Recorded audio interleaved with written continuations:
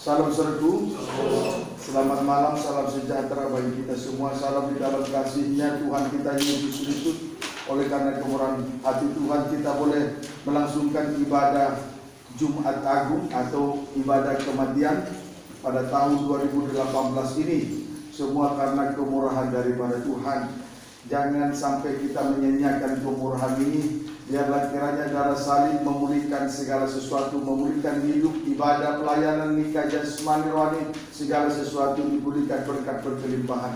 Kita memanfaatkan korban Kristus darah salib untuk memulihkan keadaan kita. Ibadah kita semakin hari semakin berkenan, pelayanan kita semakin hari semakin berkenan di hadapan Tuhan, supaya di atas segalanya nama Tuhan dipermuliakan. Tidak lupa juga saya menyapa anak-anak Tuhan, umat Tuhan, hamba Tuhan di dalam maupun di luar negeri yang senantiasa mengikuti live streaming atau video internet, YouTube, Facebook, dimanapun Anda berada. Kiranya Tuhan memberkati kita sekaliannya. Firman Tuhan nanti membawa kita masuk dalam pembangunan tubuh Kristus yang sempurna. Segera saja kita memperhatikan firman untuk ibadah kematian dari Filipi. Sebetulnya malam ini adalah ibadah pendalaman Alkitab disertai dengan perjamuan suci dari kitab Rut. Namun karena hari ini adalah hari memperingati kematian Yesus Kristus, maka kita akan mengawali dari ayat firman Tuhan Filipi pasal yang ketiga ayat yang ke-10. Silakan Yosua. Kebenaran yang sejati, Ya. yang kukehendaki ialah mengenal Dia dan kuasa kebangkitannya, Ya. dan persekutuan dalam penderitaannya, di mana aku menjadi serupa dengan Dia dalam kematiannya. Rasul Paulus berkata, yang kukehendaki ialah mengenal Dia dan kuasa kebangkitannya dan persekutuan dalam penderitaannya, di mana aku menjadi serupa dengan Dia dalam kematiannya. Kuasa kebangkitannya dan persekutuan dalam penderitaannya, kemudian menjadi serupa dengan Dia dalam kematiannya, adalah tiga serangkai atau satu kesatuan yang tidak terpisahkan. Saya ulangi, kuasa kebangkitannya dan persekutuan dalam penderitaannya, kemudian menjadi serupa dengan Dia dalam kematiannya, adalah tiga serangkai atau satu kesatuan yang tak terpisahkan. Inilah yang dikehendaki oleh Rasul Paulus. Kiranya ini juga yang kita kehendaki, bahkan kita dambakan. Amin saudaraku. Semoga lewat ibadah Jumat Agung malam ini, di dalamnya firman Allah disampaikan, kerinduan kita terwujud seperti apa yang menjadi kerinduan daripada Rasul Paulus ini. Puji Tuhan. Oleh sebab itu, segera saja kita membaca surat Paulus yang dikirim kepada jemaat di Roma, pasal yang ke-6 ayat 5.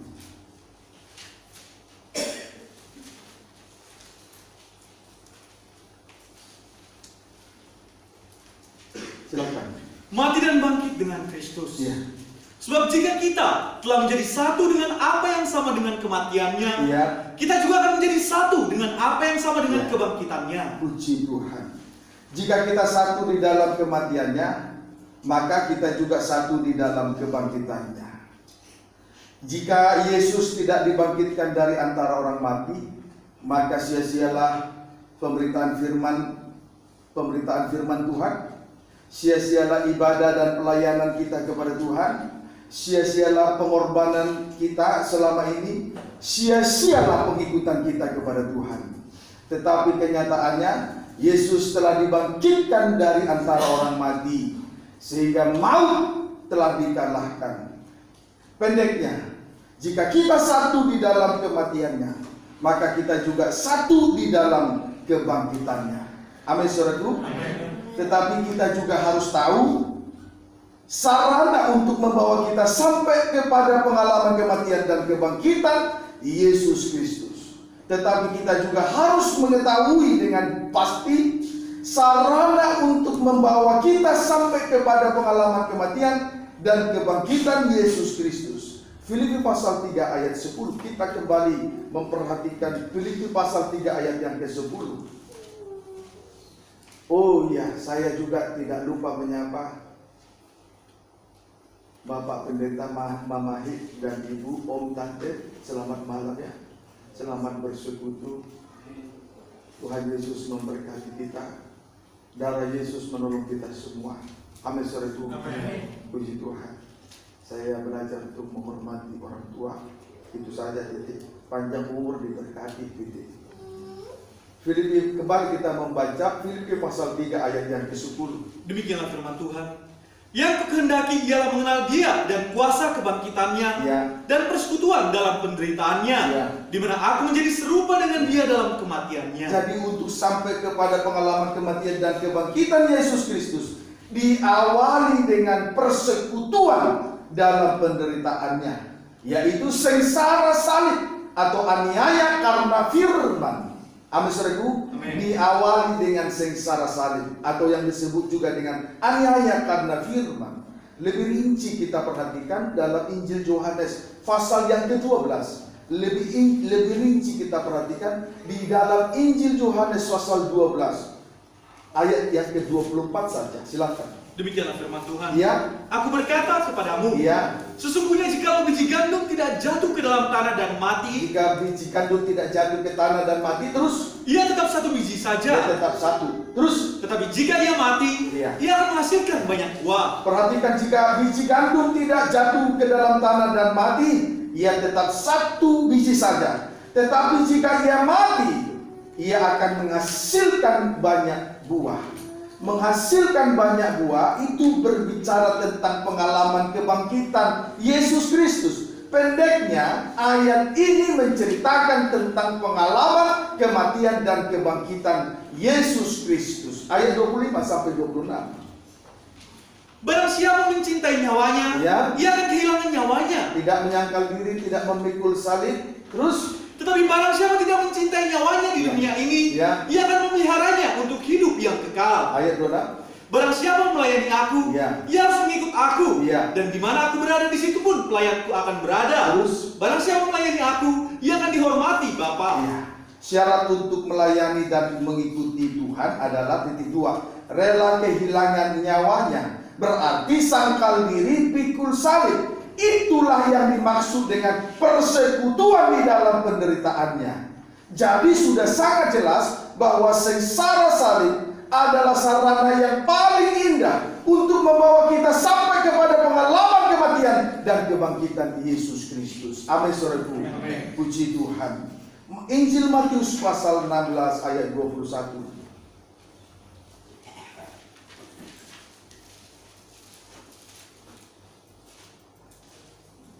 Injil Matius 16 ayat 21. Silakan. Pemberitahuan pertama tentang penderitaan Yesus dan syarat-syarat mengikut Dia. Ya.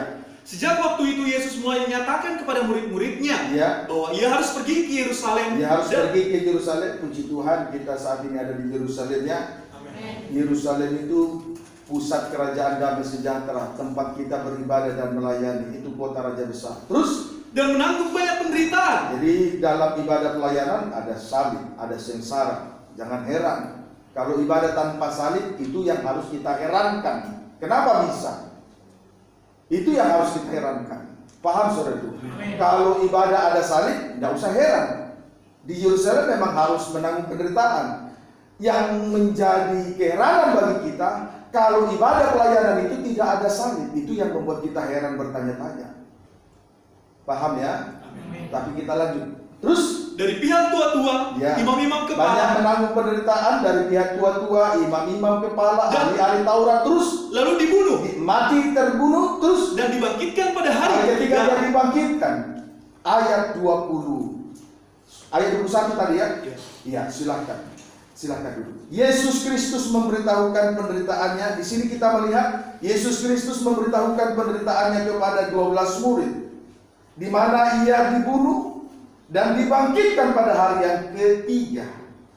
Jadi sengsara salib atau aniaya karena firman sangat efektif untuk membawa kita sampai pada pengalaman kematian dan kebangkitan. Dalam hal ini kita tidak perlu ragu, karena Yesus sendiri yang mengatakannya kepada 12 murid. Amin, saudaraku. Amin. Jadi, kalaupun banyak menanggung penderitaan di tengah-tengah ibadah dan pelayanan yang Tuhan percayakan ini, jangan ditolak. Melayani sesuai dengan karunia-karunia Roh Kudus, melayani sesuai dengan jabatan-jabatan yang Tuhan percayakan, dengan segala pengorbanan. Dan banyak mengalami aniaya karena firman, sengsara karena salib. Jangan ditolak. Haleluya, jangan ditolak, sebab itu adalah kesempatan emas bagi kita untuk membawa kita sampai pada pengalaman kematian dan kebangkitan. Amin, saudaraku. Sebab itu jangan merasa aneh terhadap salib ketika kita melayani Tuhan. Memang ketika kita berada di Yerusalem, ketika kita berada di tengah-tengah ibadah dan pelayanan, memang harus banyak menanggung penderitaan. Yesus sendiri telah mengatakannya kepada 12 murid. Sekarang perhatikan ayat 24 sampai 25. Lalu Yesus berkata kepada murid-muridnya, Iya. setiap orang yang mau mengikut aku, Setiap orang yang mengikut aku, terus ia harus menyangkal dirinya, memikul salibnya dan mengikut aku. sama dengan Injil Yohanes pasal 12 tadi. Terus ayat 25. Karena barang siapa mau menyelamatkan nyawanya, Iya. ia akan kehilangan nyawanya. Sangkal diri, pikul salib, rela kehilangan nyawa. Terus Tetapi barang siapa kehilangan nyawanya karena aku, Ya. ia akan memperolehnya. puji Tuhan. Kembali di sini kita melihat sebagai syarat untuk mengikuti dan melayani Tuhan titik 2, menyangkal diri dan memikul salibnya sama dengan rela kehilangan nyawa untuk memperoleh hidup yang kekal. Jadi sama. Jadi untuk sampai pada pengalaman kematian itu, sangkal diri, pikul salib. Itulah yang disebut sengsara salib. Itulah yang disebut persekutuan di dalam penderitaannya. Inilah sarana yang indah untuk dan sarana sebagai sarana yang efektif untuk membawa kita sampai nanti pada pengalaman kematian dan kebangkitan Yesus Kristus. Sekarang kita akan memperhatikan tentang menyangkal dirinya dan memikul salibnya. Puji Tuhan, menyangkal dirinya dan memikul salibnya. Keterangan menyangkal dirinya. Keterangan titik 2, menyangkal dirinya. Menyangkal dirinya berarti tidak mengakui kelebihan-kelebihan bahkan segala yang ada di dalam diri ini. Sama dengan tidak bermega atas diri sendiri. 2 Korintus 12 ayat 1 sampai ayat yang keempat.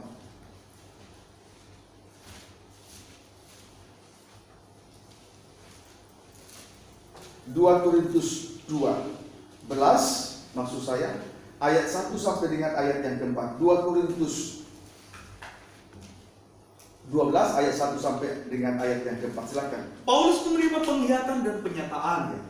Aku harus bermegah. Aku harus bermegah. Terus Sekalipun memang hal itu tidak ada faedahnya. ya, terus Namun demikian aku hendak memberitakan penglihatan-penglihatan. ya, yang mau dinyatakan bukan soal bermegahnya, bukan untuk menonjolkan dirinya, bukan untuk mengakui kelebihan-kelebihan dirinya, tetapi yang dipersoalkan di sini adalah dia ingin memberitahukan, Rasul Paulus ingin memberitahukan kepada saudara jemaat di Korintus penglihatan-penglihatan, apalagi terus Dan penyataan-penyataan yang kuterima dari Tuhan. ya, terus Aku tahu tentang seorang Kristen. ya, 14 tahun yang lampau. Ya. Entah di dalam tubuh aku entah tidak tahu. di dalam tubuhku aku tidak tahu, terus Entah di luar tubuh entah aku di tidak dalam tahu. tubuh aku tidak tahu. Ini alam roh berarti. Terus Allah yang mengetahuinya. Allah yang mengerjakan segala sesuatu di dalam dirinya. Terus Orang itu tiba-tiba diangkat ke tingkat yang ketiga dari surga. diangkat ke tingkat yang ketiga, diangkat ke tingkat yang ketiga dari surga. Dalam pola tabernakel itu terkena pada ruangan maha suci, tingkat ketiga. Ayat 3 terus Aku juga tahu tentang orang itu. ya, Entah di dalam tubuh, Ya. entah di luar tubuh, Ya. aku tidak tahu. itu pengalaman rohnya. Terus Allah yang mengetahuinya. ya, terus Ia tiba-tiba diangkat ke Firdaus. dia diangkat ke Firdaus. Terus Dan ia mendengar kata-kata yang tak terkatakan, Ya. yang tidak boleh diucapkan manusia. Tuhan. Rasul Paulus di sini kita melihat Rasul Paulus diangkat ke tingkat yang ketiga dari surga yang disebut juga dengan Firdaus. Puji Tuhan. Kemudian ketika dia diangkat ke tingkat yang ketiga, ia menerima 2 hal dari Tuhan. Ketika ia diangkat ke tingkat yang ketiga, dia mendapatkan atau menerima 2 hal dari Tuhan. Yang pertama, tadi sudah dibaca. Yang pertama, Rasul Paulus menerima penglihatan-penglihatan. Rasul Paulus menerima penglihatan-penglihatan. Saudaraku, di dalam Bilangan pasal 12 ayat yang ke-6, Tuhan menyatakan dirinya kepada seorang hamba Tuhan lewat penglihatan. Amin, saudaraku. Berarti, saudaraku, berarti menunjukkan bahwa Rasul Paulus ini berkenan kepada Allah. Berarti Rasul Paulus ini sangat berkenan kepada Allah. Puji Tuhan. Kemudian yang kedua, Rasul Paulus menerima penyataan-penyataan dari Tuhan. Rasul Paulus menerima penyataan-penyataan dari Tuhan, yaitu ia mendengarkan kata-kata yang tak terkatakan, yang tidak boleh diucapkan manusia. Berarti ada suatu persekutuan yang indah dengan Tuhan, atau ada hubungan intim dengan Tuhan yang menghasilkan nyanyian baru atau bahasa roh. Jadi nyanyian baru, bahasa roh, bahasa lidah dihasilkan oleh persekutuan yang indah atau hubungan intim dengan Tuhan. Jadi bahasa roh itu adalah perkataan, adalah kata-kata yang tak terkatakan, yang tidak boleh diucapkan oleh siapapun. Yang mengerti bahasa itu hanyalah dia dengan Tuhan. Bahasa roh, yang mengerti bahasa roh hanyalah dia dengan Tuhan. Kesimpulannya dari perkara ini, betapa hebatnya hubungan intim antara Rasul Paulus dengan Tuhan. Hubungannya begitu luar biasa, sampai menghasilkan nyanyian baru, perkataan-perkataan yang tak terkatakan, yang tidak bisa diucapkan. Yang mengerti bahasa itu hanya orang itu dengan Tuhan. Amin, saudaraku. Betapa hebatnya hubungan intim antara Rasul Paulus dengan Tuhan. Ini merupakan kelebihan yang luar biasa dari Rasul Paulus. Mendapatkan penglihatan-penglihatan, menerima penyataan-penyataan. Dua perkara ini sungguh luar biasa. Tidak ada seorang pun yang dapat mengertikan bahasa roh selain orang itu dan Tuhan. Jadi bahasa roh adalah kata-kata yang tak terkatakan. Amin, saudaraku. Menunjukkan bahwa betapa hebatnya hubungan intim antara Rasul Paulus dengan Tuhan. Itu kelebihan yang luar biasa dari seorang Rasul Paulus. Ayat yang kelima. Atas orang itu aku hendak bermegah. Atas orang itu aku hendak bermegah. Terus, tetapi atas diriku sendiri aku tidak akan bermegah. Sekalipun Rasul Paulus menerima suatu penglihatan, penyataan-penyataan dan penglihatan-penglihatan yang luar biasa itu, namun Rasul Paulus tidak mau bermegah, tidak mau menyatakan kelebihan-kelebihan yang ada di dalam diri, sama dengan menyangkal dirinya. Amin, saudaraku. Sama dengan menyangkal diri. Sekalipun ada kelebihan-kelebihan di dalam diri yang sangat menonjol, namun dia tetap menyangkal diri, tidak mau bermegah. Puji Tuhan, ini harus menjadi pelajaran bagi kita, terkhusus bagi imam-imam yang sudah melayani Tuhan. Sekalipun punya potensi, punya kelebihan, dipercayakan oleh Tuhan karunia-karunia Roh Kudus, dipercayakan jabatan-jabatan, punya kelebihan, barangkali lebih menonjol dari yang lain, tetaplah menyangkal diri. Jangan mengakui kelebihan yang ada dalam diri. Jangan bermegah seperti Rasul Paulus. Ya, amin, saudaraku. Ayat yang ke-6. Sebab sekiranya aku hendak bermegah juga, ya, aku bukan orang bodoh lagi, ya, karena aku mengatakan kebenaran. Terus, tetapi aku menahan diriku. Aku menahan diriku. Perlu ditahan, sangkal diri. Terus, supaya jangan ada orang yang memperhitungkan kepada aku lebih daripada yang mereka lihat daripada aku, atau yang mereka dengar daripada aku. Puji Tuhan. Saudaraku, bermegah atas kelebihan-kelebihan yang ada di dalam diri itu sendiri, itu adalah perbuatan bodoh. Sebab itu Rasul Paulus menahan diri. Ya, orang yang suka bermegah itu adalah orang bermegah karena kelebihan-kelebihan, sebetulnya itu adalah perbuatan bodoh. Sebab itu Rasul Paulus menahan dirinya, supaya jangan ada orang memperhitungkan kepadanya lebih daripada yang mereka lihat, atau lebih daripada yang mereka dengar daripadanya, supaya jangan menjadi batu sandungan. Sekalipun punya kelebihan, tetapi kalau suka bermegah atas kelebihannya itu sendiri, akan menjadi batu sandungan terhadap orang lain. Kiranya dapat dipahami dengan baik. ayat 7. Dan supaya aku jangan meninggikan diri karena penyataan-penyataan yang luar biasa itu, maka aku diberi suatu duri di dalam dagingku, yaitu seorang utusan iblis untuk menggocok aku, supaya aku jangan meninggikan diri. Justru kepada Rasul Paulus diberi suatu duri di dalam dagingnya, yaitu seorang utusan iblis untuk menggocok dia, supaya dia jangan meninggikan diri. Jadi kalaupun ada utusan iblis di sekitar kita untuk mengkocok kehidupan kita, tidak usah heran. Ada kalanya suami kurang menghargai istri, sampai istri merasa tergocok, tidak usah heran. Itu terjadi atas seizin Tuhan, supaya semakin hari kita semakin direndahkan. Sebaliknya, seorang suami tidak usah heran kalau orang yang di sekitarnya mengkocok dia, itu terjadi atas seizin Tuhan. Duri dalam daging itu terkadang penting. Amin, saudaraku. Puji Tuhan, supaya kita semakin hari semakin merendahkan diri. Ukuran merendahkan diri itu kan Tuhan yang jauh lebih tahu, bukan kita. Jadi jangan mengukur kerendahan hati kita antara kita dengan si A, kita dengan si B. Tidak, ukuran kerendahan itu Tuhan jauh lebih tahu. Paham saudaraku? Puji Tuhan. Ayat 8-9. Tentang hal itu aku sudah 3 kali berseru kepada Tuhan, supaya utusan iblis itu mundur daripadaku. Terus? Tetapi jawab Tuhan kepadaku. Apa jawab Tuhan kepada Rasul Paulus? Terus? Cukuplah kasih karuniaku bagimu. Itu kasih karunia, itu kemurahan. Bukan menerima berkat lalu disebut kemurahan. Terus? Sebab justru dalam kelemahanlah kuasaku menjadi sempurna. Iya. Terus? Sebab itu terlebih suka aku bermegah atas kelemahanku. Namun pada akhirnya dia terlebih suka bermegah atas kelemahannya. Terus? Supaya kuasa Kristus turun menaungi aku. Puji Tuhan. Di sini kita melihat 3 kali Rasul Paulus berseru kepada Tuhan supaya utusan iblis itu mundur daripadanya, supaya duri dalam daging itu dicabut daripadanya. Tetapi jawab Tuhan kepadanya, kepada Rasul Paulus, cukuplah kasih karuniaku bagimu. Jadi sengsara salib, duri dalam daging, yaitu utusan iblis menggocok, itu kasih karunia. Puji Tuhan.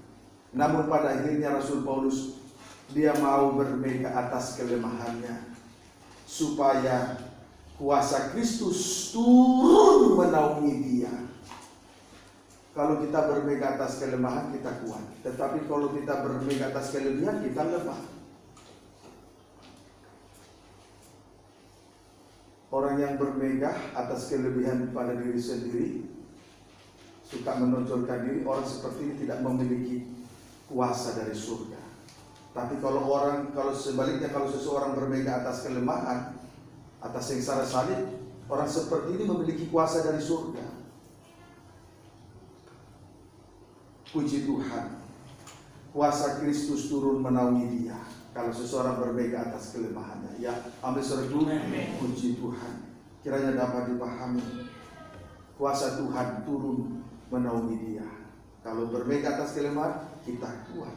Seberapa besar utusan iblis menggocok, kita tetap kuat. Asal kita mau bermegah atas kelemahan, jangan bermegah atas kelebihan-kelebihan yang ada di dalam diri ini. Amin, saudaraku. Puji Tuhan. Sekarang ayat yang ke-10. Karena itu aku senang dan rela. Ya, pada akhirnya dia senang dan rela. Terus di dalam kelemahan. Sekarang pada akhirnya Rasul Paulus bermegah di dalam kelemahannya. Terus di dalam siksaan, di dalam kesukaran, di dalam penganiayaan, dan kesesakan oleh karena Kristus. Terus, sebab jika aku lemah, maka aku kuat. Namun pada akhirnya Rasul Paulus bermegah di dalam kelemahannya. Artinya rela di dalam siksaan, rela di dalam kesukaran, rela di dalam penganiayaan, rela di dalam kesesakan oleh karena Kristus. Perlu untuk diketahui, jika aku lemah, maka aku kuat. Biarlah kiranya kita pribadi lepas pribadi bermegah atas kelemahan. Itulah sengsara salib. Supaya pada saat kita lemah, kita kuat. Tapi kalau kita merasa diri hebat, kita lemah. Amin, saudaraku. Jadi betul sekali. duri dalam daging, sengsara salib, aniaya karena firman, itu adalah kasih karunia. Jadi kalau kita kuat menghadapi ujian, itu kasih karunia. Kiranya dapat dipahami dengan baik. Itulah keterangan tentang menyangkal dirinya. Sekarang keterangan memikul salibnya. Memikul salib artinya memikul tanggung jawab yang Tuhan percayakan di atas pundaknya. Segera kita perhatikan itu dalam Kolose pasal yang ketiga. Kita nikmati firman ini supaya kita kuat, tidak dipengaruhi oleh hal-hal yang tak suci. Ibadah ini tidak dijalankan secara lahiriah. Ukuran kebenaran, ukuran kerendahan hati, ukuran kesucian adalah firman yang suci. Amin, saudaraku. Puji Tuhan. Keterangan memikul salib artinya memikul tanggung jawab yang Tuhan percayakan di atas pundak. Kolose 3 ayat 18 sampai dengan ayat 22. Kalau kita paham apa yang Tuhan maksud, jangan dilawan. Amin, saudaraku. Kalau kita tahu mengerti firman Tuhan, jangan dilawan, ikuti saja. Ya, Kolose pasal yang ketiga ayat 18 sampai 22. Baca. Hubungan antara anggota-anggota rumah tangga. Iya. Hai istri-istri. Ini teguran pertama. Jadi jangan saudara heran, kok istri terus yang dituntut, loh itu firman. Secara rohani kita semua adalah tubuhnya istri, memang harus tunduk kepada dia. Amin, saudaraku. Ulangi ayat 18. Hai istri-istri, Hai istri, tunduklah kepada suamimu, ya, sebagaimana seharusnya di dalam Tuhan. Sampai ayat 22 ya. Terus, hai suami-suami, kasihilah istrimu, ya, dan janganlah berlaku kasar terhadap dia. Ya. Terus, hai anak-anak, terus, taatilah orang tuamu dalam segala hal, terus, karena itulah yang indah di dalam Tuhan. Terus, hai bapak-bapak, janganlah sakiti hati anakmu, ya, supaya jangan tawar hatinya. 22. Hai hamba-hamba, para hamba, taatilah Tuhanmu yang di dunia ini dalam segala hal. Ya. Jangan hanya di hadapan mereka saja untuk menyenangkan mereka, melainkan dengan tulus hati karena takut akan Tuhan. Puji Tuhan. Setiap orang harus memikul tanggung jawab yang dipercayakan oleh Tuhan. Antara lain, A. Tanggung jawab seorang istri. 2. Tunduk kepada suaminya. Itulah yang seharusnya di dalam Tuhan. Tunduk kepada suaminya. Itulah yang seharusnya di dalam Tuhan. B. Tanggung jawab suami mengasihi istrinya, berarti tidak berlaku kasar kepada istrinya. C. Mengasihi istri ya, suami ya. Amin, saudaraku. Tidak berlaku kasar terhadap istrinya. C. Tanggung jawab seorang anak, taat kepada orang tuanya atau patuh pada ajaran orang tuanya. Sebab itulah yang indah di dalam Tuhan. Sebab itulah yang indah di dalam Tuhan. Kalau anak hormat kepada orang tua, umurnya panjang. Tapi tidak ada artinya umur panjang kalau tidak mengalami keindahan. Tidak ada artinya keindahan kalau umurnya tidak panjang, kalau umurnya pendek. Paham, saudaraku? Amin. Puji Tuhan. Kemudian D. Tanggung jawab seorang bapak. 2. Jangan menyakiti hati anak, supaya hati anak jangan tawar, supaya jangan tawar hatinya. Puji Tuhan. E. Tanggung jawab seorang hamba. Tanggung jawab seorang hamba, taat kepada tuannya dalam segala hal dengan tulus hati karena takut akan Tuhan. Kalau seorang hamba melayani Tuhan dengan tulus, berarti dia adalah seorang hamba yang jujur. Karena kejujuran dipimpin oleh ketulusan hatinya. Jujur itu berarti di depan dan di belakang dia tetap jujur. Dia tidak akan berlaku curang. Orang yang suka berlaku curang di depan baik, di belakang tidak. Amin, saudaraku. Haleluya. Kalau kita merasa hamba, perhatikan ini. Kiranya dapat dipahami dengan baik. Haleluya. Ayat 23. Apapun juga yang kamu perbuat, perbuatlah dengan segenap hatimu, seperti untuk Tuhan dan bukan untuk manusia. Jadi seorang hamba Tuhan, saudaraku, di sini teguran seorang hamba, apapun juga yang kamu perbuatlah dengan segenap hatimu, seperti untuk Tuhan dan bukan untuk manusia. Puji Tuhan. Saya berharap semua imam melayani Tuhan bukan melakukan suatu tugas atau pekerjaan supaya dilihat gembala sidang atau dilihat orang lain, tapi betul-betul kita melakukannya untuk Tuhan. Amin, saudaraku. Inilah hamba Tuhan yang tulus. Dia jujur di depan, di belakang, tetap jujur. Puji Tuhan. Ayat 24. Kamu tahu bahwa dari Tuhanlah kamu akan menerima bagian yang ditentukan bagimu sebagai upah. Kristus adalah Tuhan dan kamu hambanya. Seorang hamba Tuhan mendapatkan upah bukan dari manusia tetapi dari Tuhan. Sebab Kristus adalah Tuhan dari semua hamba-hamba Tuhan. Tuhan dari hamba-hamba Tuhan adalah Yesus Kristus. Dari Dialah kita mendapatkan upah. Puji Tuhan. Haleluya. Bukan dari manusia. Ya. Sekarang tanggung jawab seorang tuan. Kolose 4 ayat 1. Hai tuan-tuan. Hai tuan-tuan. Berlakulah adil dan jujur terhadap hambamu. Ya. Ingatlah, kamu juga mempunyai Tuhan di surga. Iya. Berlaku adil dan jujur terhadap hambanya. Ya, berlaku adil dan jujur terhadap hambanya, hamba-hambanya. Puji Tuhan. Itulah tanggung jawab dari setiap orang. Mulai dari seorang istri, tanggung jawab seorang istri, tanggung jawab seorang suami, tanggung jawab seorang hamba, tanggung jawab seorang anak, tanggung jawab seorang tua.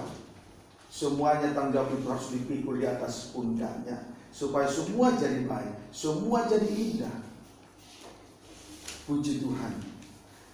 Pertanyaannya sekarang, pada saat kapan kita menyangkal diri dan memikul salib? Pertanyaannya, pada saat kapan kita menyangkal diri dan memikul salib? Injil Lukas pasal yang ke-9. Ini kisah yang sama ditulis di dalam Injil yang lain. Injil Lukas pasal yang ke-9 ayat 23. Baca. Demikianlah firman Tuhan. Lihat, baca ayat 22 supaya mengerti nanti. Terus. Dan Yesus berkata, Anak manusia harus menanggung banyak penderitaan dan ditolak oleh tua-tua, imam-imam kepala dan ahli-ahli Taurat. Sama kisah ayat ini sama dengan Injil Matius 16 tadi, sama dengan Injil Yohanes 12 tadi. Sekarang ayat 23. Terus katanya kepada mereka semua, setiap orang yang mau mengikut aku, syarat mengikuti Tuhan, melayani Tuhan, terus ia harus menyangkal dirinya, memikul salibnya setiap hari, terus dan mengikut aku. Puji Tuhan. Menyangkal diri, memikul salibnya setiap hari, berarti saudaraku sampai mendarah daging. Menyangkal diri dan memikul salib itu setiap hari, arti setiap hari sampai mendarah daging. Kalau menyangkal diri dan memikul salib sampai mendarah daging, berarti sangkal diri memikul salib itu sudah dinikmati di tengah ibadah dan pelayanan. Jadi menyangkal diri memikul salib itu sudah mendarah daging, sudah menjadi tabiat. Tidak asing lagi bagi dia saat menyangkal diri dan memikul salibnya. Tidak asing lagi. Itu yang dimaksud setiap hari. Berarti menyangkal diri memikul salib itu sudah mendarah daging, sudah dinikmati, sudah menjadi tabiat. Puji Tuhan. Beda dengan orang yang belum menikmati salib. Kalau tersinggung sedikit, mulutnya ramai. Puji Tuhan. Kiranya dapat dipahami dengan baik. Nah, sekarang reaksi Petrus terhadap penderitaan Kristus. Reaksi Petrus yang mewakili sidang jemaat terhadap pemberitahuan tentang penderitaan Kristus tadi. Kita kembali memperhatikan Injil Matius pasal 16 ayat 22.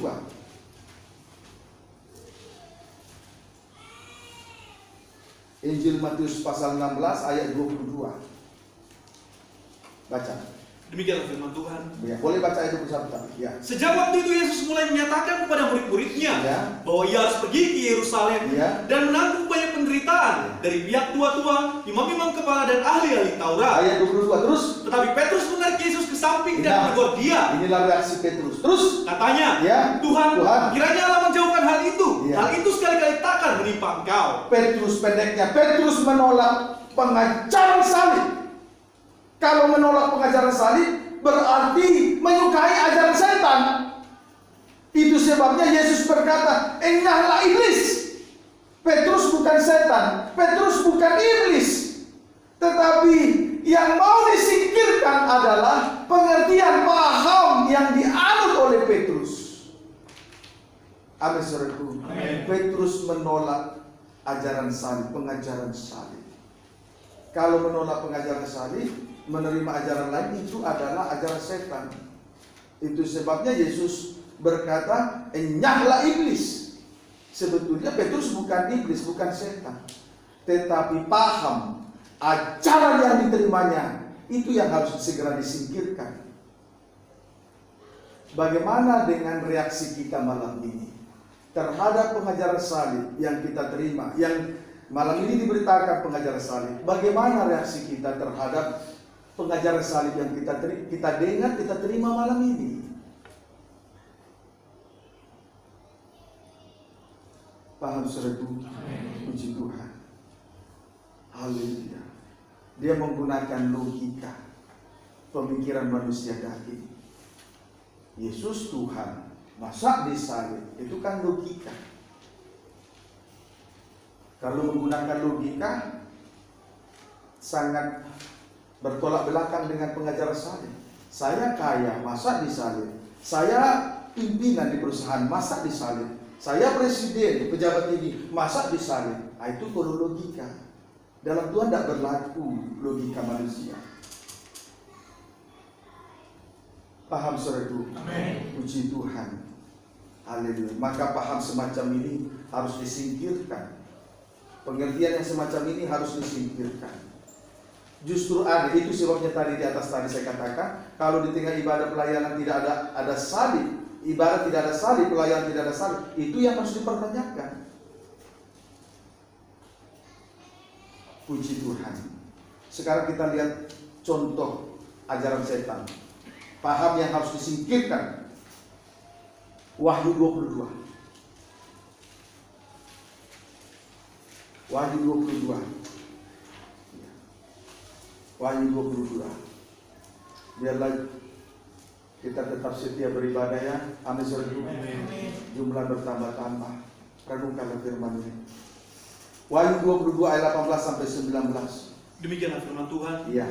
Aku bersaksi kepada setiap orang yang mendengar perkataan-perkataan nubuat dari kitab ini. Iya. Jika seorang menambahkan sesuatu kepada perkataan-perkataan ini, ditambahkan terus, maka Allah akan menambahkan kepadanya malapetaka-malapetaka yang tertulis di dalam kitab ini. Wahyu 16 di situ terdapat malapetaka. Terus, dan jikalau seorang mengurangkan sesuatu dari perkataan-perkataan dari kitab nubuat ini, maka Allah akan mengambil bagiannya dari pohon kehidupan. Dia tidak mengenal pribadi Yesus, pohon kehidupan. Terus, dan dari kota kudus. Iya. Seperti yang tertulis di dalam kitab ini. Dia tidak masuk dalam pesta nikah anak domba. Perhatikan, contoh ajaran setan adalah titik 2, firman yang ditambahkan dan firman yang dikurangkan. Itu ajaran setan. Contoh ajaran setan, firman yang ditambahkan dan firman yang dikurangkan. Tentang firman yang ditambahkan. Ditambahkan artinya menyampaikan 1-2 ayat firman Tuhan, lalu ditambahkan atau lalu disertai dengan cerita-cerita isapan jempol, dongeng nenek-nenek tua, tahayul-tahayul, filsafat-filsafat kosong, dan silsilah-silsilah yang tidak ada putus-putusnya. Puji Tuhan. Jadi menyampaikan 1-2 ayat, lalu disertai dengan cerita si kancil, si kura-kura, si buaya, si ular, dan lain sebagainya, supaya pemberitaan firman ini terlihat wow, terlihat luar biasa. Tetapi mana mungkin si kancil, si kura-kura, si buaya dapat menyucikan dosa yang tersembunyi? Itu sesuatu yang tidak mungkin. Tapi sekarang ini sedang marah. Pemberitaan firman yang semacam ini, setan begitu hebat mengacaukan kebenaran yang sejati. Puji Tuhan, kiranya dapat dipahami dengan baik. Amin, saudaraku. Haleluya. Itu firman yang ditambahkan. Sekarang tentang firman yang dikurangkan. pengajaran salib diganti atau dikurangkan dengan dua hal, yaitu satu, teologi atau teori kemakmuran. Artinya orang Kristen tidak boleh miskin, harus kaya. Kalau paham semacam ini disampaikan, kalau tidak ditelaah dengan baik oleh sidang jemaat, dia akan terkagum-kagum dengan pemberitaan firman yang semacam ini. Maka jangan heran orang kaya sukar, orang beruang atau orang kaya sukar sekali masuk dalam kerajaan surga. Sebab orang kaya tidak mau dosanya itu tidak mau dikoreksi. Maka ketika dia menerima paham semacam ini, ajaran semacam ini, jikalau tidak ditelaah dengan sungguh-sungguh, disimak dengan sungguh-sungguh, maka dia akan terima dan dia senang sekali. Iya ya, orang Kristen tidak boleh miskin, harus kaya. Puji Tuhan. Seorang hamba Tuhan, seorang gembala sidang, jemaat seorang hamba Tuhan dengan jemaat seorang hamba Tuhan yang lain tidak sama. Tapi bukan berarti hamba Tuhan dan jemaatnya sedikit tidak berkenan kepada Tuhan. Musa jemaatnya 2 juta lebih. Elia jemaatnya satu ibu-ibu, satu janda. Satu janda, satu anak kecil, anak sekolah minggu. Mana yang lebih hebat? Musa atau Elia? Elia. Mana yang lebih hebat? Musa atau Elia? Kita tidak akan berani berkata Musa yang lebih hebat, atau sebaliknya Elia yang lebih hebat.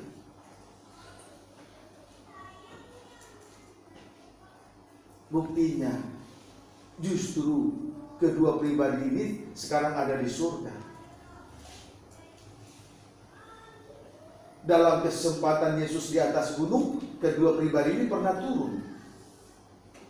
Lalu pada saat nanti Yesus datang pada kali yang kedua, terlebih dahulu dua pribadi ini akan mendahului dia.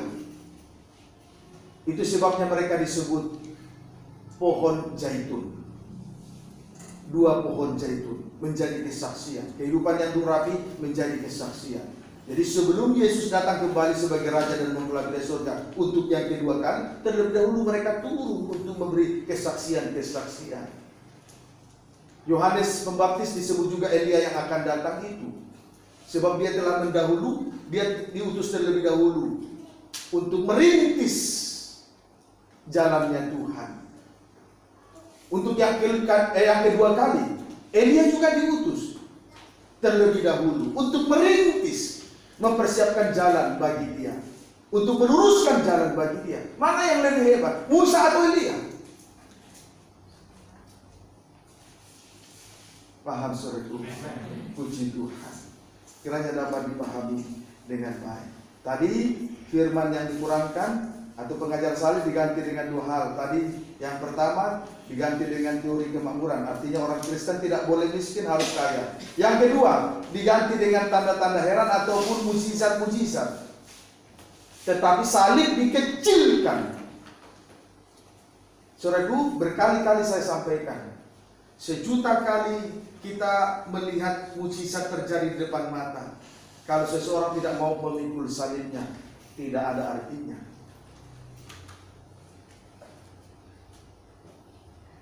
Paham saudaraku?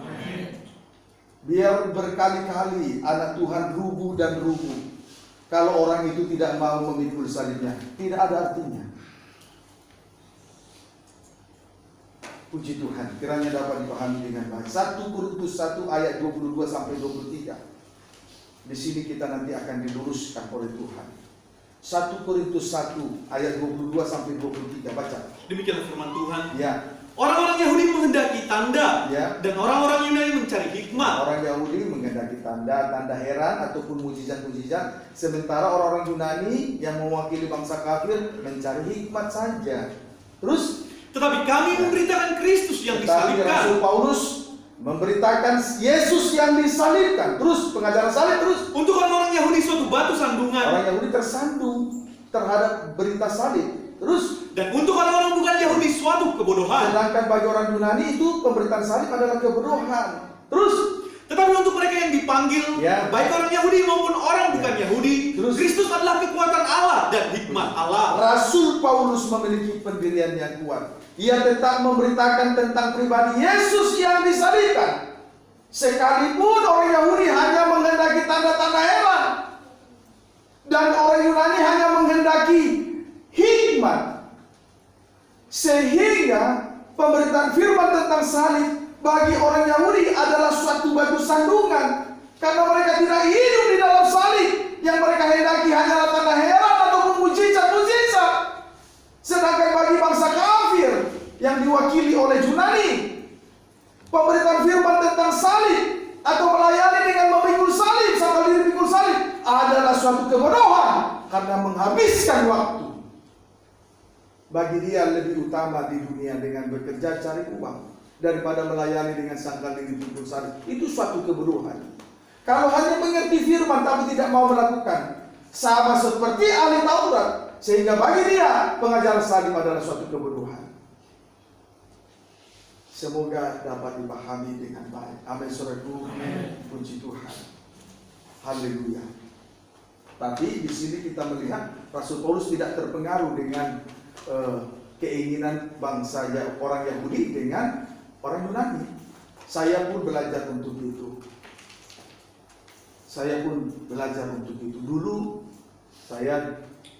Dulu karena melihat jemaat kok hanya beberapa orang, tidak tambah-tambah, sempat hampir terpengaruh juga.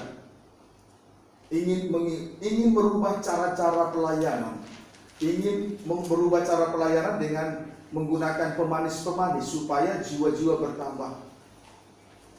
Mudah sekali dengan cara-cara pemanis. Tetapi puji Tuhan, Tuhan teguhkan hati saya untuk tidak berubah, tetap mempertahankan pengajaran salib. Saya bersyukur sedang jemaat tidak tertipu. Amin, saudaraku. Puji Tuhan. Sebab Yesus yang disalibkan itu bukan cerita legenda, tetapi itu nyata. Kalau melayani dengan menggunakan cara-cara pemanis, berarti Yesus yang disalibkan hanyalah sebuah legenda, cerita fiktif. Tapi Yesus yang disalibkan itu nyata, maka cara pelayanan jangan berubah dengan cara-cara pemanis.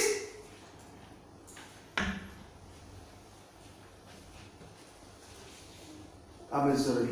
Maka kita pun sidang jemaat harus terima dengan rendah hati. Tidak boleh gelisah-gelisah. Sabar, rendah hati. Karena Yesus yang disalibkan itu bukan cerita, bukan legenda, nyata, real. Maka itu juga harus real dalam kehidupan kita, dalam nikah rumah tangga, dalam ibadah, dalam pelayanan.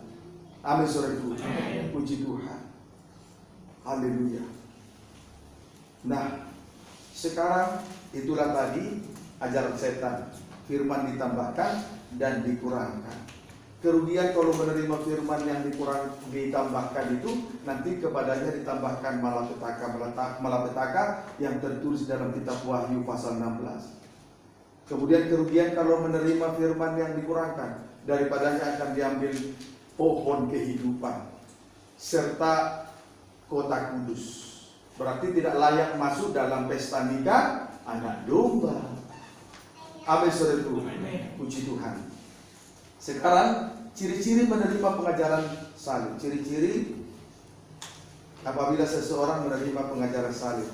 Injil Yohanes pasal 12 ayat 24.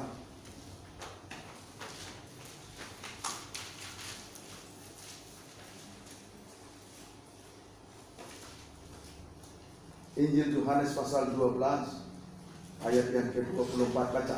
Demikianlah firman Tuhan. Ya. Aku berkata kepadamu. Ya, aku berkata kepadamu. Terus. Sesungguhnya jikalau biji gandum tidak jatuh ke dalam tanah dan mati, ia tetap satu biji saja. Tetapi jika ia mati, ia akan menghasilkan banyak buah. Puji Tuhan. Biji gandum itu harus jatuh ke tanah dan mati. Firman Tuhan berkata, aku berkata kepadamu, biji gandum itu harus jatuh ke tanah dan mati. Puji Tuhan. Mari kita simak kalimat biji gandum harus jatuh ke tanah dan mati. Tentang jatuh ke tanah. Ya. Kalimat ini dibagi menjadi dua bagian. Yang pertama tentang jatuh ke tanah. Jatuh ke tanah sama dengan merendahkan diri, atau artinya merendahkan diri. Mari kita lihat keadaan Yesus saat merendahkan diri. Filipi pasal 2.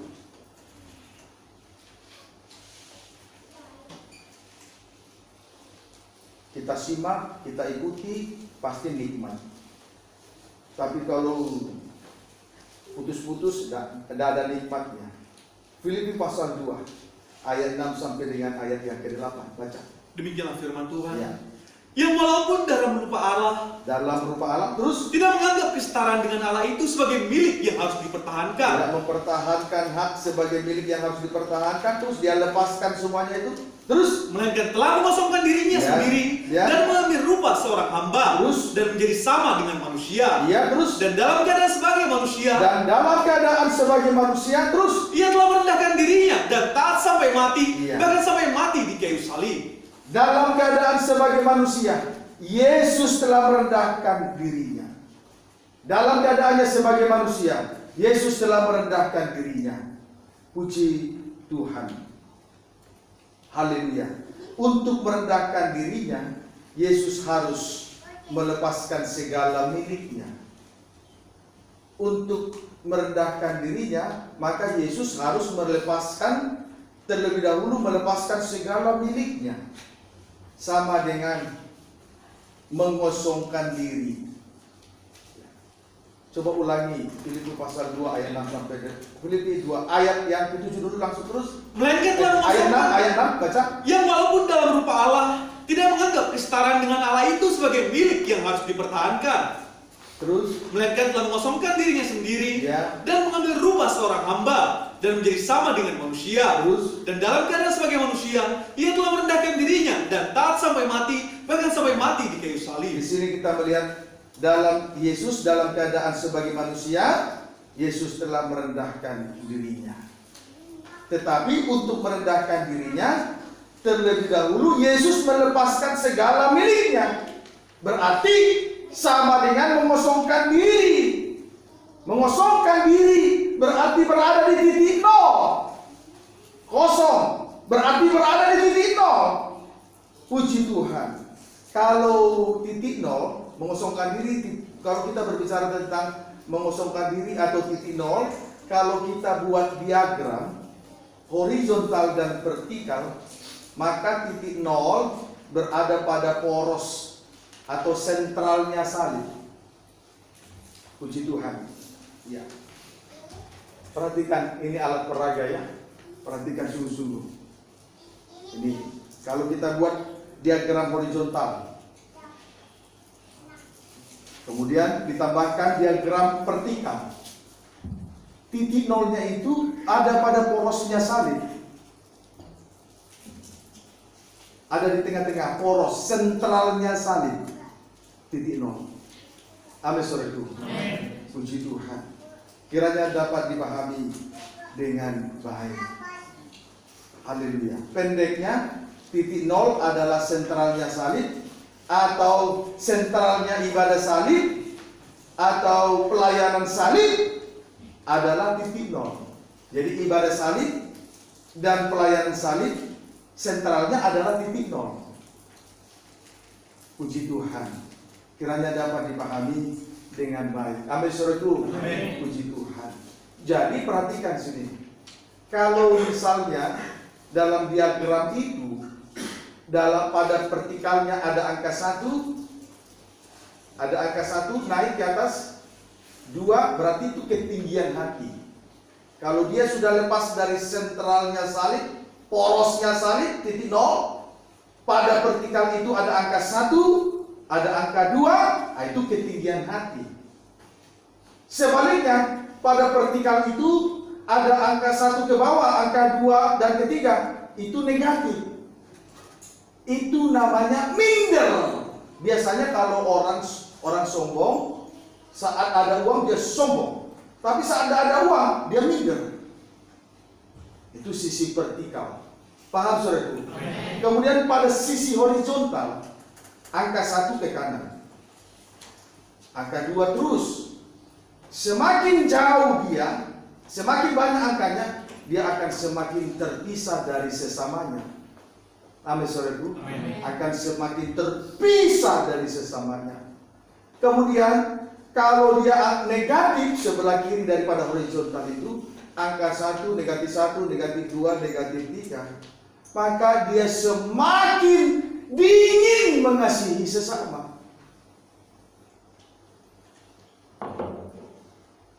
Kiranya dapat dipahami dengan baik. Amin saudaraku.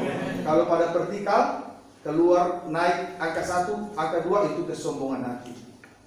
Lalu pada angka 1 ke bawah, angka 2 ke bawah, keterus itu minder. Nah, sedangkan di horizontalnya, kalau dia ke kanan, angka 1, ke 2, ke 3, semakin angkanya besar, semakin jauh dari sesama.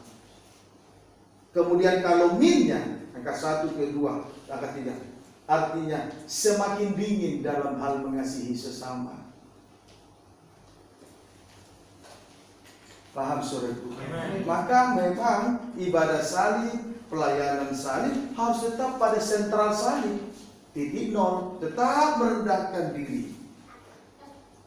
Puji Tuhan. Yesus adalah Allah yang mau menjadi manusia. Ketika dia mau menjadi manusia, dia mau merendahkan dirinya. Puji Tuhan. Kiranya dapat dipahami dengan baik. Ya, amin saudaraku. Sekarang keuntungan berada di titik nol. Lihat ya, keuntungan berada di titik nol. Kejadian 1 ayat 1. Kalau kita melayani dengan kerendahan hati, enak, orang yang di sekitar kita juga tertolong. Kejadian 1 ayat 1 sampai 2. Baca. Allah menciptakan langit dan bumi serta isinya. Ya. Pada mulanya Allah menciptakan langit dan bumi. Pada mulanya Allah menciptakan langit dan bumi. Ayat 2. Bumi belum berbentuk dan kosong. Bumi belum berbentuk dan kosong.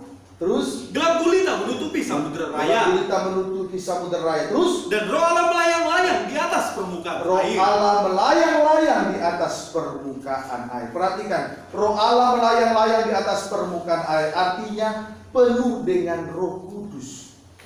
Permukaan air itu adalah titik nol, titik terendah. Jadi untuk mengukur tingginya sebuah gunung dimulai dari titik terendah, permukaan laut. Disitulah roh Allah melayang-layang. Berarti roh Allah melayang di atas permukaan air artinya penuh dengan Roh Kudus. Kalau kita rendah berada di titik nol, keuntungannya penuh dengan Roh Kudus. Perhatikan saudaraku, semua sungai yang berasal dari hulu gunung-gunung yang ada di atas muka bumi ini, semuanya mengalir sampai ke bermuara ke laut.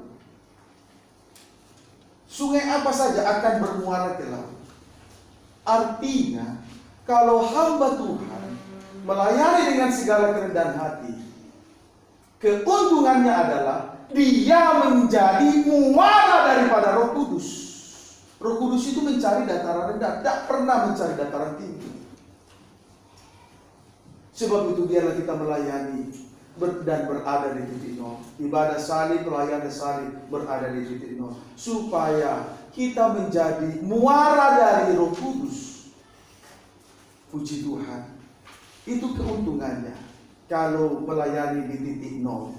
Kiranya dapat dipahami dengan baik. Sekarang praktek di titik nol. Filipi pasal 2 ayat 7. Praktek di titik nol.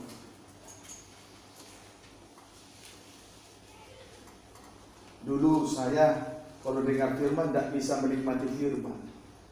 Tapi setelah semakin lama saya dengar pengajaran mempelai, semakin saya bisa nikmati.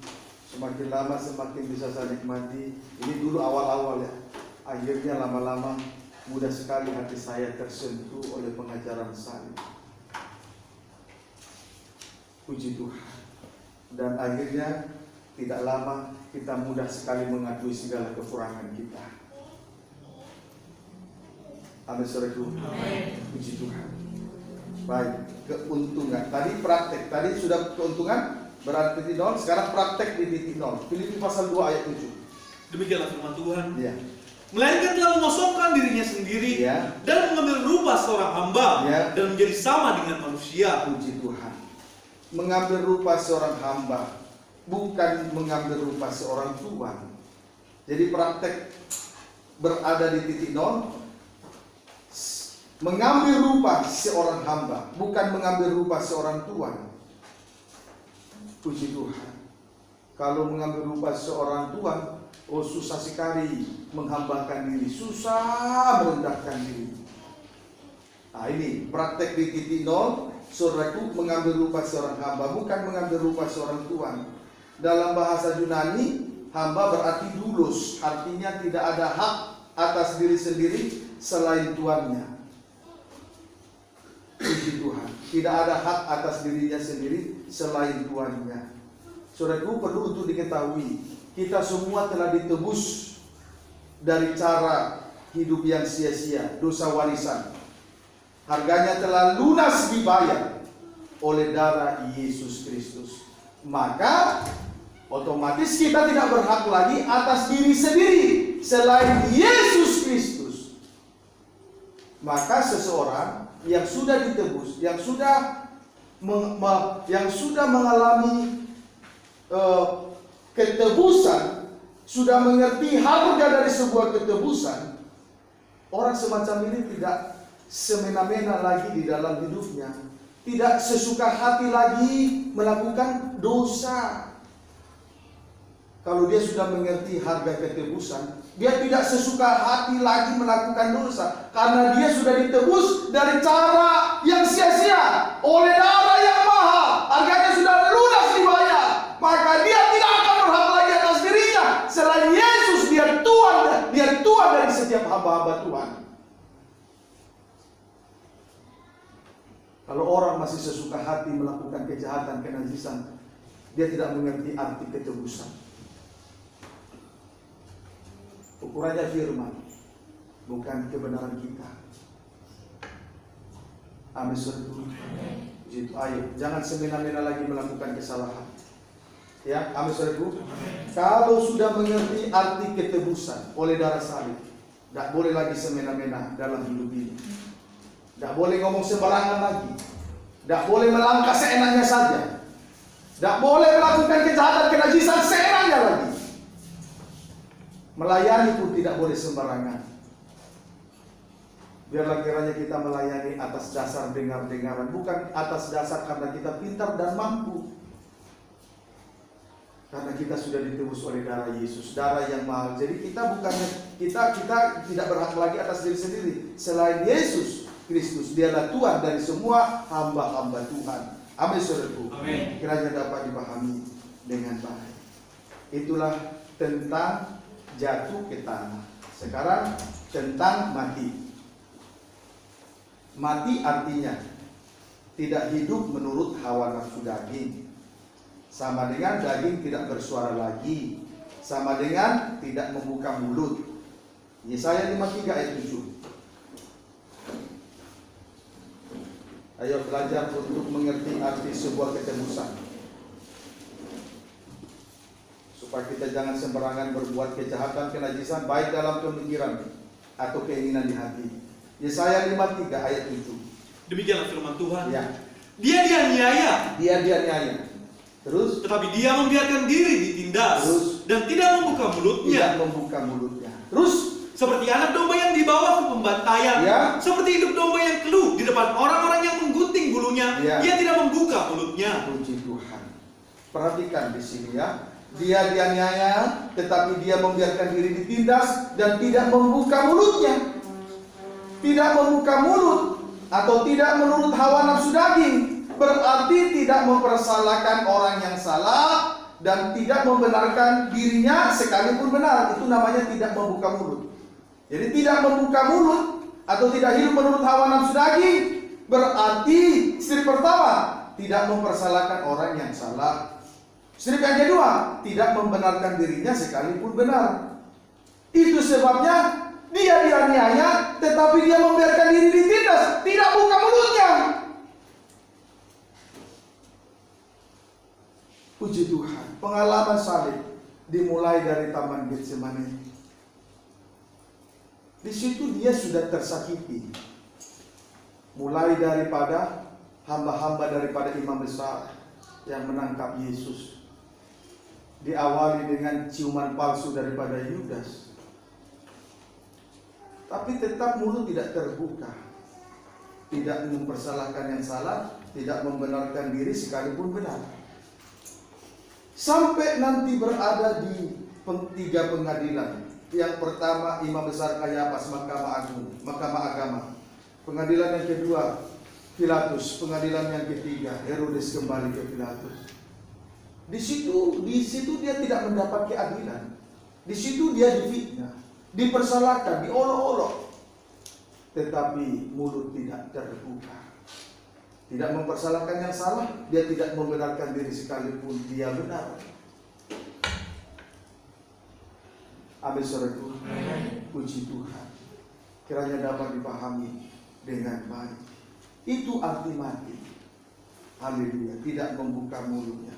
Inilah kebenaran Allah, dibenarkan oleh iman supaya nyatalah kasih karunia. Kebenaran Allah itu dibenarkan oleh darah salib. Dibenarkan kebenaran Allah, itulah kebenaran oleh karena iman. Itulah kasih karunia. Kalau kita dibenarkan oleh darah salib, itulah kebenaran iman. Bukan lagi karena mengandalkan kekuatan. Itulah kasih karunia. Amin, saudaraku. Puji Tuhan. Itulah tentang mati. Sekarang dampak positif mati ada dua. Dampak positif mati, mulut tidak bersuara. Ada dua. Yang pertama, tadi sudah dibaca ya, anak domba dibawa ke pembantaian. Boleh dibaca kembali dulu.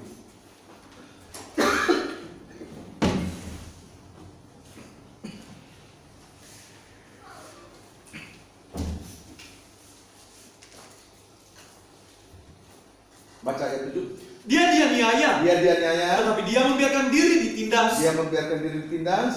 Dan tidak membuka mulutnya.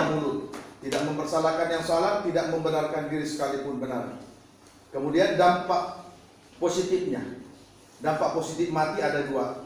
Nanti yang pertama, terus baca. Seperti anak domba yang dibawa ke pembantaian. Yang pertama, terus. Seperti induk domba yang keluh di depan orang-orang yang menggunting bulunya. Yang kedua, ia tidak membuka mulutnya. Dampak positif mati ada dua. Yang pertama, anak domba dibawa ke pembantaian.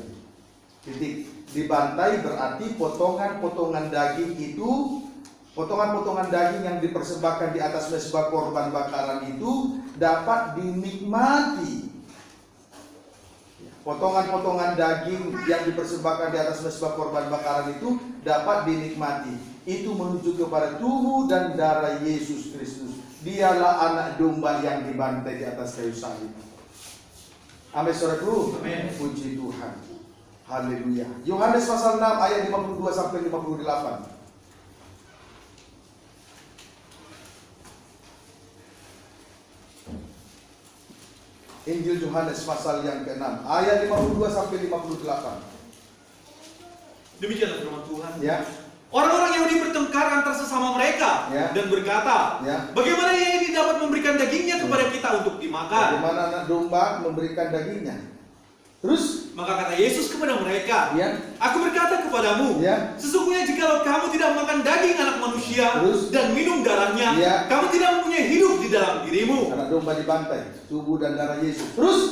Barang siapa makan dagingku dan minum darahku, ia mempunyai hidup yang kekal, dan aku akan membangkitkan dia pada akhir zaman. Sebab dagingku adalah benar-benar makanan, dan darahku adalah benar-benar minuman. Barang siapa makan dagingku dan minum darahku, ia tinggal di dalam aku, dan aku di dalam dia. Sama seperti Bapa yang hidup mengutus aku, dan aku hidup oleh Bapa. Demikian juga barang siapa yang memakan aku akan hidup oleh aku. 58. Inilah roti yang telah turun dari sorga. Turun dari sorga, dari Allah. Terus? Bukan roti yang seperti telah dimakan nenek moyangmu, dan mereka telah mati. Barang siapa makan roti ini, ia akan hidup selama-lamanya. Puji Tuhan. Keuntungan menikmati tubuh dan darah Yesus, anak domba yang dibantai. Keuntungan menikmati tubuh dan darah Yesus, anak domba yang dibantai. Satu, tadi sudah dibaca. Satu, dibangkitkan pada akhir zaman. Itu pada ayat 54. Dibangkitkan pada akhir zaman. berarti daging Yesus adalah benar-benar makanan dan darah Yesus adalah benar-benar minuman. Kalau dibangkitkan pada akhir zaman, berarti daging Yesus atau tubuh Yesus adalah benar-benar makanan. Kemudian darah Yesus adalah benar-benar minuman. Sementara tadi kalau kita bandingkan dengan nenek moyang bangsa Israel, mereka makan mana di padang gurun, tapi mereka bergelimpangan di padang gurun. Berarti tidak dibangkitkan pada hari zaman. Jadi keuntungan dari menikmati tubuh dan darah Yesus satu dibangkitkan pada akhir zaman. Berarti daging Yesus adalah benar-benar makanan, darah Yesus adalah benar-benar minuman. Amin, saudaraku. Kalau kita bandingkan dengan nenek moyang bangsa Israel tadi ya, diberi makan mana, tapi justru mayat mereka bergelimpangan. Berarti bukan benar-benar makanan. Jadi tubuh Yesus adalah benar-benar makanan, darah Yesus adalah benar-benar minuman. Paham ya, saudara? Amin. Yang kedua, tinggal di dalam Tuhan dan Tuhan di dalam Dia. Tinggal di dalam Tuhan dan Tuhan di dalam Dia. Ayat 56. Dalam kurung ayat 56. Sama dengan satu dengan Tuhan. Artinya Yesus, boleh baca ayat 56-57 dulu, ulangi, tidak usah ditulis lagi. Barang siapa makan dagingku dan minum darahku, ia tinggal di dalam aku dan aku di dalam dia. Potongan daging anak domba yang dibantai, tinggal di dalam aku dan aku di dalam dia, sama dengan satu di dalam Tuhan. Terus sama seperti Bapa yang hidup mengutus aku, dan aku hidup oleh Bapa. Satu terus. Demikian juga barang siapa yang memakan aku akan hidup oleh aku. Tinggal di dalam Tuhan dan Tuhan di dalam dia, sama dengan satu dengan Tuhan. Artinya Yesus menjamin hidup dan masa depan kita.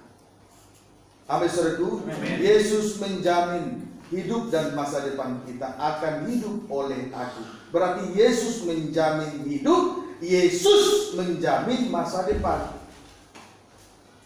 Itu sebabnya saya setelah terpanggil menjadi hamba Tuhan, saya dipanggil oleh darah salib. Yang menjadi jaminan hidupku di tengah-tengah ibadah dan pelayanan ini adalah panggilan itu, darah salib. Puji Tuhan. Kiranya dapat dipahami dengan baik ya. Amin, saudaraku. Puji Tuhan. Jadi tubuh darah Yesus itu jaminan hidup, jaminan masa depan. Kiranya dapat dipahami. Sebab itu saya tidak khawatir. Berapapun sidang jemaat yang dipercayakan Tuhan, itu bukan jaminan hidup saya. Yang menjadi jaminan hidup saya adalah anak domba yang dibantai. Potongan dagingnya benar-benar makanan, darahnya adalah benar-benar minuman. Kemudian tubuh darah Yesus menjamin hidup, menjamin masa depan. Amin, saudaraku. Puji Tuhan. Kiranya dapat dipahami dengan baik. Yang ketiga, ia akan hidup selama-lamanya. Ayat 58. Ia akan hidup selama-lamanya, sama dengan bahagia bersama dengan Tuhan di dalam kerajaan kekal. Filipi pasal 2 ayat 8.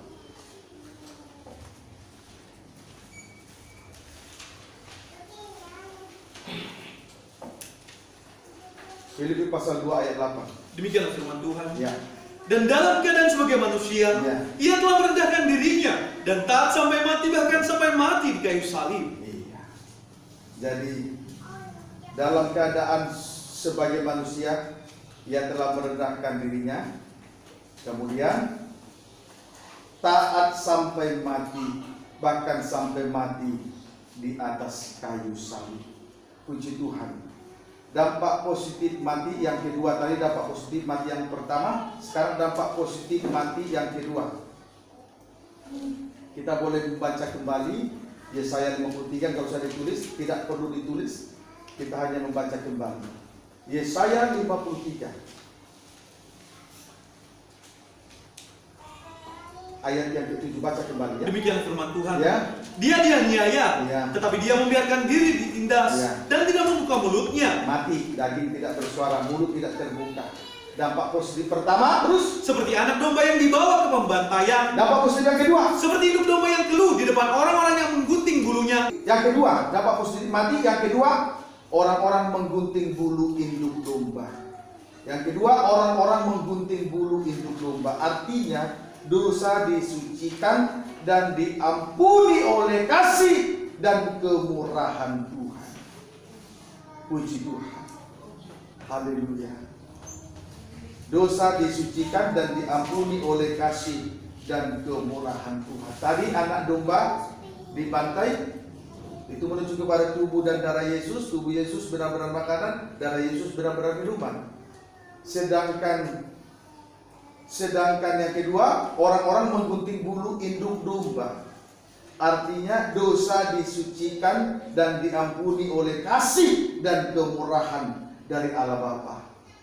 Tabiat dari Allah Bapa adalah kasih. Amin, saudaraku. Kasih Allah itu adalah mengorbankan anaknya yang tunggal.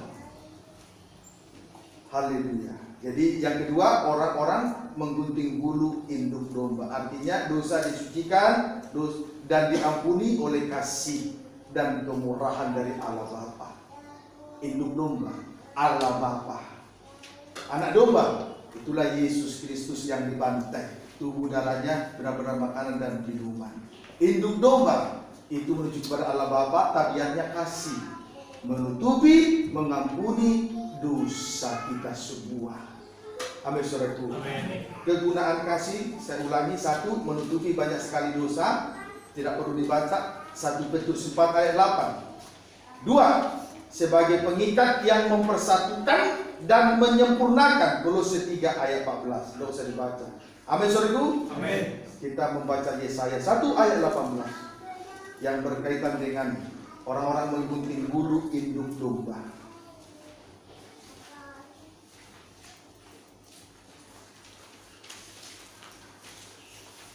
Yesaya 1 ayat 18. Baca. Demikianlah firman Tuhan. Ya. Marilah, baiklah kita berperkara. Ya. Firman Tuhan. Apa itu? Terus Sekalipun dosamu merah seperti kirmisi. Ada di sini merasa diri tidak berdosa, angkat tangan. Siapa yang merasa diri berdosa? Coba yang merasa diri berdosa, coba angkat tangannya segini. Segini. Sudah? James, angkat tangan. Ayo angkat tangan. Yang paling berdosa, yang tahu hati kita dan Tuhan. Tapi perhatikan, sekalipun dosamu merah seperti kirmisi, akan menjadi putih seperti salju. Terus, sekalipun berwarna merah seperti kain kesumba, akan menjadi putih seperti bulu domba. Seperti bulu domba. Itulah kasih, mengampuni, menutupi banyak sekali dosa. Orang-orang telah menggunting bulu domba, telah menikmati kasih dan kemurahannya. Dosa yang besar itu telah diampuni oleh Allah Bapa. Bapa tabiatnya kasih. Dia telah mengorbankan anak tunggal. Itu kasih. Untuk mengampuni, menutupi dosa yang banyak itu. Selain banyak, ada lagi dosa yang paling dibenci, dosa kenajisan. Puji Tuhan. Jadi kitalah orang-orang yang menggunting bulu induk domba. Dosa kitalah diampuni. Sekalipun dosa itu merah semerah-merahnya, telah menjadi putih seperti bulu domba.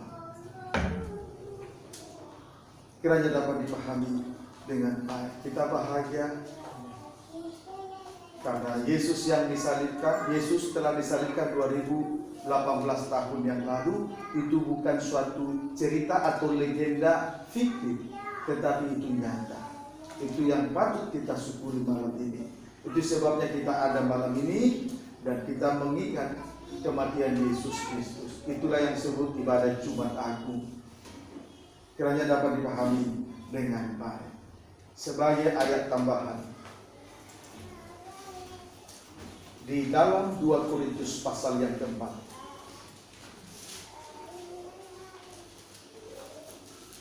ayat yang ke-7 sampai dengan ayat 10, baca. Demikianlah firman Tuhan. 2 Korintus 4 ayat 7 sampai ayat 10, baca.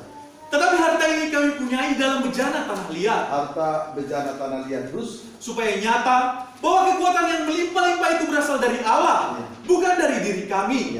Terus dalam segala hal kami ditindas, namun tidak terjepit. Kami habis akal namun tidak putus asa. Kami dianiaya namun tidak ditinggalkan sendirian. Kami dihempaskan namun tidak binasa.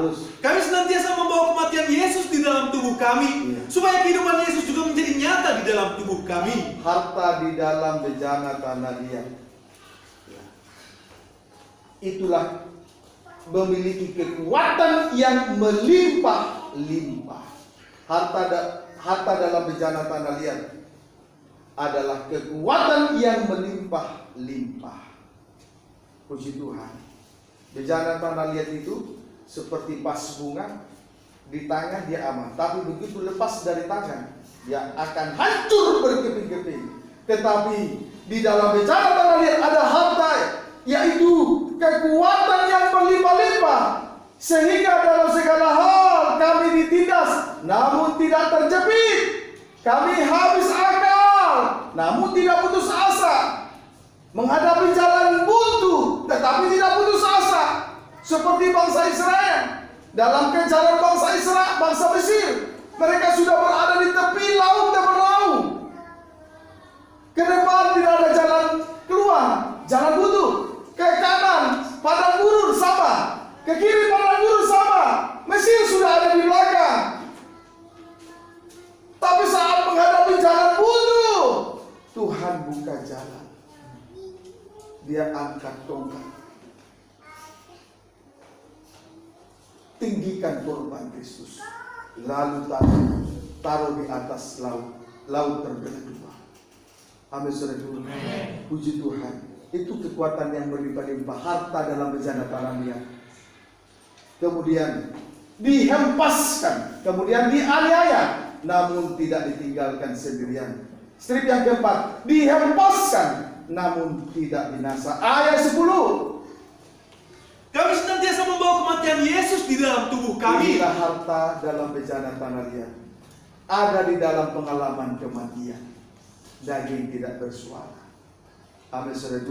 Itu harta dalam bejana tanah liat. Memberi kekuatan yang luar biasa. Kalau daging tidak mati, tidak ada kekuatannya. Dia tidak akan memiliki harta dalam bejana tanah liat. Dia rapuh, walaupun kelihatan kuat. Paham, saudara? Nah, inilah kematian Yesus di dalam hidup. Itulah harta dalam bejana tanah liat. Bejana tanah liat itu pas seperti pas bunga. Di tangan dia aman. Coba dilepaskan. Jika jatuh, dia hancur berkeping-keping. Tapi sekalipun kita bagaikan bejana tanah liat, kalau kita memiliki harta dalam bejana tanah liat, membawa kematian di dalam diri kita memiliki kekuatan yang luar biasa, sehingga 4 perkara yang tidak mungkin bisa dilewati, tetapi segalanya mungkin di dalam Tuhan. Amin, saudara. Galatia pasal yang ke-6.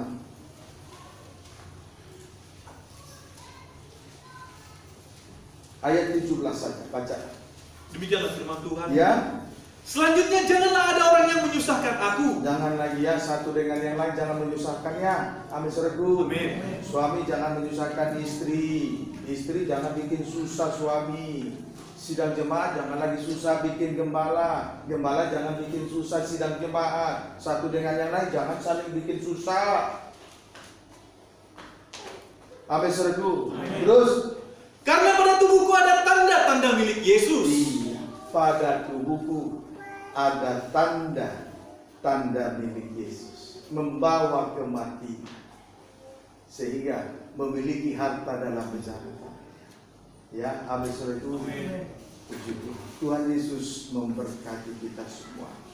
Jangan diganggu tanda-tanda dalam tubuh sebagai milik Kristus itu, jangan diganggu, jangan dibikin susah, nanti susah sendiri.